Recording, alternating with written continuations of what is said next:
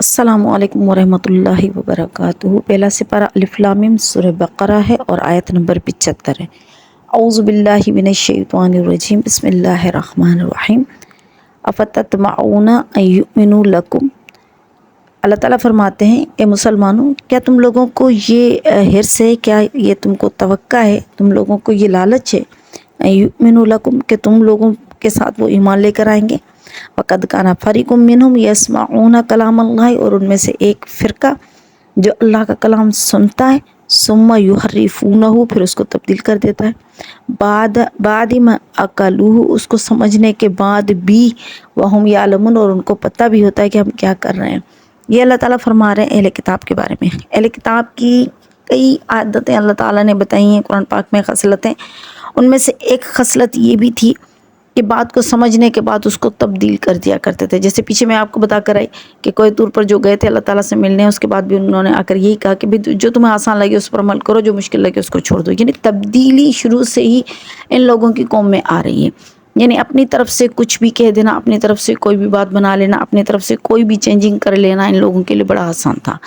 تو یہ وہی عادت ان کی جو شروع سے ان کی نسلوں میں تھی، وہی یہاں تک آ رہی تھی۔ اب مسلمان یہ کہتے تھے کہ بھئی اہل کتاب، یہودی اہل کتاب ہے، یہودی اہل کتاب ہے، اگر یہ ایمان لے کر آتے ہیں تو ان کے پیچھے کئی لوگ جو ہوں گے، جو امی ہیں، جو کہ ان پڑھ ہیں، جو جاہل ہیں، وہ مسلمان ہو جائیں گے۔ تو یہ آپ صلی اللہ علیہ وسلم کے دل میں بھی یہ تھا کہ یہ لوگ ایمان لے کر آئیں، اور مسلمانوں کے دلوں میں بھی یہ توقع تھی، ایک طرح کا لالچ تھا کہ یہ مسلمان ہو جائیں۔ اگر یہ مسلمان ہو جاتے ہیں تو اس کے پیچھے کافی سارے مسلمان ہوں گے۔ اچھا، نبی کریم صلی اللہ علیہ وسلم کو تو یہ اس لیے تھی کہ نبی کریم صلی اللہ علیہ وسلم نبی بن کر آئیں امت کے لیے، تو ظاہر ہے سب کا درد ان کے دل میں تھا۔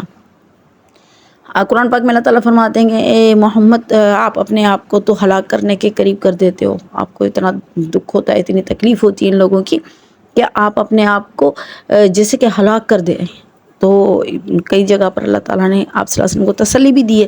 ظاہر ہے آپ صلی اللہ علیہ وسلم نبی ہیں تو ساری امت کے لیے نبی ہیں، تو امت کی بھی دو قسمیں ہیں، ایک وہ امت جو کہ مسلمان ہے، ایک وہ امت جو کہ مسلمان نہیں ہے لیکن ان کی طرف دعوت دینے کے لیے آپ صلی اللہ علیہ وسلم کو مبعوث کیا گیا، تو آپ صلی اللہ علیہ وسلم کے لیے وہ بھی ایک طرح کی امت ہی ہے انہی کے زمانے میں۔ تو آپ صلی اللہ علیہ وسلم کے دل میں ان کے لیے بھی درد تھا، ان کے لیے بھی ایک تھا کہ بھئی یہ بھی مسلمان ہو جائیں، یہ بھی جہنم سے بچ جائیں۔ تو مسلمانوں کے لیے بھی یہ تھا کہ بھئی کہ یہ مسلمان ہو جائیں، ان کی آخرت ٹھیک ہو جائے، یہ سدھر جائیں۔ تو ایک طریقے سے ان کے دل میں ایک تما تھی، ایک توقع تھی کہ یہ لوگ مسلمان ہو جائیں۔ حالانکہ ان لوگوں کی حالت یہ تھی کہ کلام پاک سنتے تھے، اس کو سمجھتے تھے، پھر اس کو تبدیل کر دیا کرتے تھے۔ حالانکہ یہ کام انہوں نے یہاں سے نہیں، میں بتا رہی ہوں کہ شروع سے ان کے یہ طریقہ کار رہا ہے ان کی نسلوں میں سے۔ تو یہودیوں کی یہ عادت شروع سے رہی ہے کہ اللہ تعالیٰ کے کلام میں تحریف کرنا۔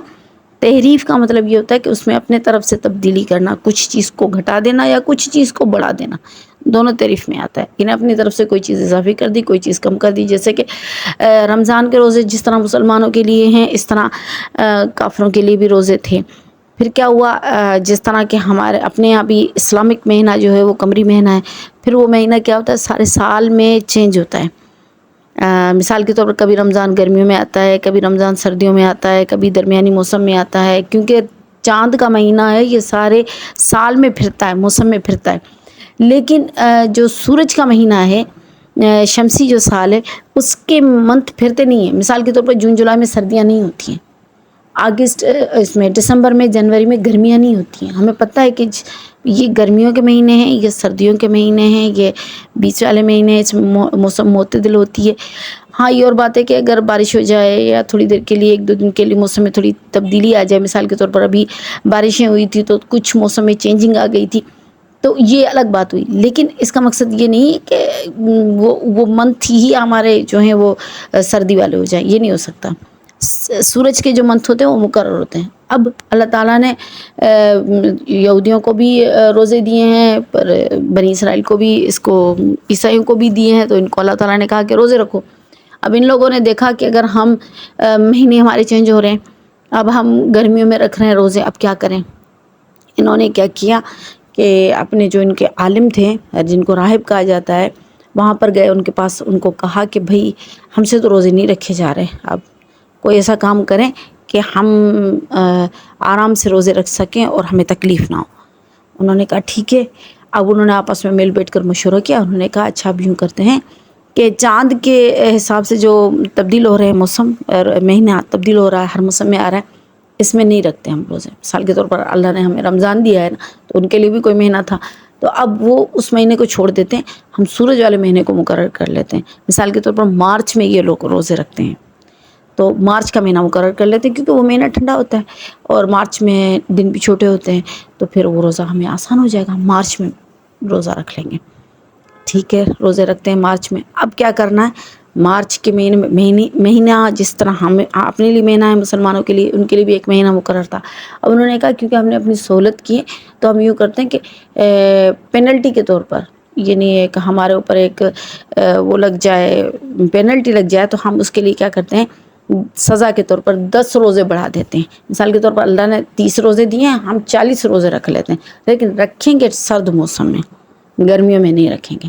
اپنی طرف سے ان لوگوں نے منتھ چینج کر دیا، منتھ چینج کر کے 10 روزے بڑھا دے۔ اس طرح کی کئی تحریفیں یہودیوں کے پاس سے اور عیسائیوں کے پاس سے ملیں گی۔ یہ ان لوگوں کا سارا مذہب ان لوگوں نے تحریف کر دیا ہے۔ ان کا جو کتاب ہے، جو آسمانی کتاب ہے، توریت اور انجیل، اس کو بھی انہوں نے، زبور، ان کو بھی انہوں نے تحریف کر دی ہے، ساری چیزیں چینج کر دی۔ اس لیے کہا جاتا ہے کہ اگر ہمارے سامنے کوئی انجیل کی، کوئی زبور کی ایسی کوئی آیت آ جائے جو کہ اسلام کے منافی نہ ہو، یعنی اس کے خلاف نہ ہو، تو اس کی ہم نے تصدیق بھی نہیں کرنی ہے اور اس کی ہم نے تکذیب بھی نہیں کرنی۔ اس کو یہ بھی نہیں کہنا ہے کہ یہ جھوٹا ہے اور ہمیں یہ بھی نہیں کہنا کہ یہ سچ ہے، کیونکہ ہمیں نہیں پتہ کہ یہ اللہ تعالیٰ کی طرف سے نازل کردہ چیز تھی یا ان لوگوں نے چینج کر کے رکھی ہوئی وہ چیز ہے، ہمیں نہیں پتہ۔ اب کیا ہوگا، اگر ہم نے انکار کر دیا تو ہو سکتا ہے کہ وہ اللہ تعالیٰ کی طرف سے نازل کی ہوئی کوئی آیت تو اس کا انکار ہو جائے گا۔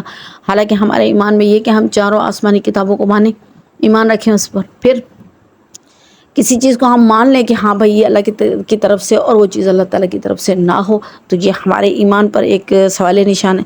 تو پھر کیا ہوگا، پھر ہمیں کیا کرنا چاہیے، ہمارا رویہ کیا ہونا چاہیے، ہمارا رویہ ہونا چاہیے کہ آسمان سے جتنی بھی کتاب نازل ہوئی ہیں، زبور ہے، انجیل ہے، توریت ہے اور قرآن پاک ہے، ہم ان سب پر ایمان رکھتے ہیں۔ ٹھیک ہے، اب قرآن میں تو تعریف ہوئی نہیں کیونکہ اللہ تعالیٰ نے اس کی حفاظت کا ذمہ اٹھایا ہے۔ باقی جتنی کتابوں کی تعریف ہوئی ہے تو ہمیں پتہ ہے کہ اس میں تعریف ہے، اس لیے ہم یہ نہیں کہیں گے کہ یہ والی کتاب جو یہودیوں کے پاس موجود ہے، انجیل یا زبور یا توریت، یہ اللہ کی کتاب، یہ نہیں کہیں گے۔ ہم کہیں گے جو اللہ نے نازل کی ہے وہ کتاب، ہم اس پر ایمان رکھتے ہیں۔ اب ہمیں نہیں پتہ کہ وہ کون سی کتاب ہے، ان کے پاس موجود کتاب میں کون سی آیت ہے جو اللہ تعالیٰ کی طرف سے نازل کی گئی اور کون سی چیزیں ہیں جو ان لوگوں نے تعریف کر کے چینج کر دی، کیونکہ یہ ان لوگوں کی عادت تھی، ہمیشہ سے اس چیز کو تبدیل کیا کرتے تھے۔ تو صرف اس پر ایمان رکھنا ہے جو اللہ تعالیٰ کی طرف سے نازل کی گئی ہے۔ آگے اللہ تعالیٰ فرماتے ہیں وَإِذَا لَقُوا الَّذِينَ آمَنُوا قَالُوا آمَنَّا، جب یہ لوگ ایمان والوں کے ساتھ ملتے ہیں تو کہتے ہیں ہم ایمان لائے۔ یہ کون تھے، یہ منافق تھے۔ وَإِذَا خَلَا بَعْضُهُمْ إِلَىٰ بَعْضٍ قَالُوا، اور جب بعض کے ساتھ ملتے تھے تو کہتے تھے أَتُحَدِّثُونَهُم بِمَا فَتَحَ اللَّهُ عَلَيْكُمْ، کیا تم لوگ بیان کرتے ہو ان کے سامنے وہ جو اللہ نے کھول کر تمہیں بتا دیا، لِيُحَاجُّوكُم بِهِ عِندَ رَبِّكُمْ، تاکہ یہ لوگ اللہ کے نزدیک تم لوگوں پر دلیل بنے۔ أَفَلَا تَعْقِلُونَ، کیا تم کو عقل نہیں ہے؟ أَوَلَا يَعْلَمُونَ أَنَّ اللَّهَ يَعْلَمُ، کیا وہ لوگ نہیں جانتے کہ بے شک اللہ تعالیٰ جانتا ہے مَا يُسِرُّونَ وَمَا يُعْلِنُونَ، جو یہ چھپاتے ہیں یا جو یہ ظاہر کرتے ہیں۔ اب اس کا مسئلہ یہ ہے، آیت کا مطلب یہ ہے کہ ان کی کتابوں میں نبی کریم صلی اللہ علیہ وسلم کی واضح نشانیاں موجود تھیں۔ اللہ تعالیٰ قرآن شریف میں فرماتے ہیں کہ یہ لوگ آپ صلی اللہ علیہ وسلم کو ایسے پہچانتے تھے جیسے اپنے بیٹوں کو پہچانتے تھے، یعنی اتنی وضاحت کے ساتھ ان کی نشانیاں ان کی کتابوں میں موجود تھی، اور آپ صلی اللہ علیہ وسلم میں وہ ساری نشانیاں وہ پاتے تھے، لیکن پھر بھی ایمان نہیں لاتے تھے۔ لیکن آپ صلی اللہ علیہ وسلم کی مجلس میں ضرور حاضر ہوتے تھے، آتے تھے، بیٹھتے تھے، ان کی باتیں سنتے تھے۔ پھر جب کوئی بات آپ صلی اللہ علیہ وسلم کی ایسی ہوتی تھی جو ان کی کتاب میں لکھی ہوئی ہوتی تھی تو یہ کہتے تھے کہ حق، آپ نے سچ کہا، اے محمد صلی اللہ علیہ وسلم آپ نے سچ کہا۔ اب یہودی تو سارے بیٹھے ہوتے تھے، تو جو کہتا تھا سچ کہا آپ نے، تو دوسرے اس پر غصہ کرتے تھے کہ تم لوگ کیوں ظاہر کرتے ہو ایسی بات جو اللہ تعالیٰ کی طرف سے ہے، تم لوگ یہ بات ظاہر کر رہے ہو، پھر کیا ہوگا قیامت کے دن یہ اللہ تعالیٰ کے نزدیک ہمارے لیے حجت بنے گی۔ اللہ تعالیٰ کے نزدیک جب قیامت ہوگی تو اللہ تعالیٰ کے سامنے آپ صلی اللہ علیہ وسلم کہیں گے کہ یا اللہ میں نے تو ان کو کہا تھا اور انہوں نے مانا بھی تھا لیکن یہ ایمان نہیں لے کر آئے۔ تو دلیل نہیں بناؤ اپنے اوپر، بات کو مانو نہیں کہ ہاں یہ بات صحیح ہے، ٹھیک ہے سن لیا آپ نے، آپ صلی اللہ علیہ وسلم کے سامنے اس بات کو تسلیم نہ کرو کہ قیامت کے دن یہ دلیل نہ بن جائے ہمارے اوپر۔ اللہ تعالیٰ فرماتے کتنے بیوقوف ہیں، کہ اللہ دلوں کے حال نہیں جانتا۔ اللہ تعالیٰ کے سامنے آپ صلی اللہ علیہ وسلم کہیں تب اللہ تعالیٰ کو پتہ چلے گا کہ اللہ تعالیٰ کو دلوں کا حال نہیں معلوم، کہ اللہ تعالیٰ کو نہیں پتہ جو یہ چھپا رہے ہیں، اللہ تعالیٰ کو نہیں پتہ جو یہ ظاہر کر رہے ہیں۔ اللہ تعالیٰ کے سامنے تو ساری چیزیں ظاہر ہیں، تو ان کا چھپانا یا ان کا ظاہر کرنا کوئی فرق نہیں پڑتا۔ اللہ تو دلوں کے حالوں کو جانتا ہے، اللہ تو سمیع ہے، ایسا سمیع ہے جو دل میں خیال پیدا ہو جائے وہ سن لے۔ اللہ تو بصیر ہے، ایسا بصیر ہے کہ کالی رات میں کالے پہاڑ پر چلتی ہوئی چھوٹی سی کالی چونٹی کو بھی دیکھنے کی قدرت رکھتا ہے۔ تو میرا رب تو سمیع اور بصیر ہے۔ تو ضروری تو نہیں کہ تم لوگ منہ سے بات کو بیان کرو، اقرار کرو، اس کے بعد تم پر پکڑ تو تم پر ہوگی ویسے بھی، کیونکہ جب تم لوگوں کو پتہ تھا اور آپ صلی اللہ علیہ وسلم کو پہچان بھی رہے ہو اور ان باتوں کو دلوں سے مان بھی رہے ہو، پھر بھی ایمان نہیں لا رہے ہو، تو پکڑ تو ہونی ہے۔ یہ تو دلیل تم لوگوں کے لیے ویسے بھی ہے، تمہارے اوپر یہ دلیل ہے۔ لیکن وہ آپس میں ایک دوسرے کو یوں تسلی دیتے تھے کہ اگر ایسی کوئی بات تمہارے سامنے ظاہر ہو جاتی ہے جو حق ہے تو مت اقرار کیا کرو کہ یہ حق ہے۔ یہ اقرار کرنے سے کیا ہوگا کہ قیامت کے دن آپ صلی اللہ علیہ وسلم تم لوگوں پر حجت بیان کریں گے کہ یا اللہ، ہاں میں نے ان کو کہا تھا اور انہوں نے مانا بھی تھا لیکن یہ ایمان نہیں لائے۔ تو اپنے لیے حجت نہیں بناؤ، اس لیے آپ صلی اللہ علیہ وسلم کی کوئی بات اقرار نہیں کرو کہ یہ سچ ہے۔ کوئی اگر تم کو لگتی ہے سچ ہے، کیونکہ آپ صلی اللہ علیہ وسلم کی کئی باتوں کا وہ اقرار کیا کرتے تھے، پھر آپس میں ایک دوسرے سے لڑتے بھی تھے اور آپس میں ایک دوسرے کو منع بھی کرتے تھے اور پھر اس بات کو خود بھی مانتے تھے، اور پھر آپ صلی اللہ علیہ وسلم کی مجلس سے اٹھ کر جاتے تھے، پھر اپنی مجلسوں میں بیٹھتے تھے، پھر کہتے تھے کہ یہ تو سچا نبی ہے، یہی تو آخری نبی ہے، اس کی تو ساری نشانیاں پوری ہیں، اس کی تو ساری باتیں صحیح ہیں۔ لیکن سامنے کہنے سے کہہ بھی دیتے تھے تب بھی اس بات پر یعنی ایک دوسرے سے لڑتے تھے کہ ایسا کام نہ کرو۔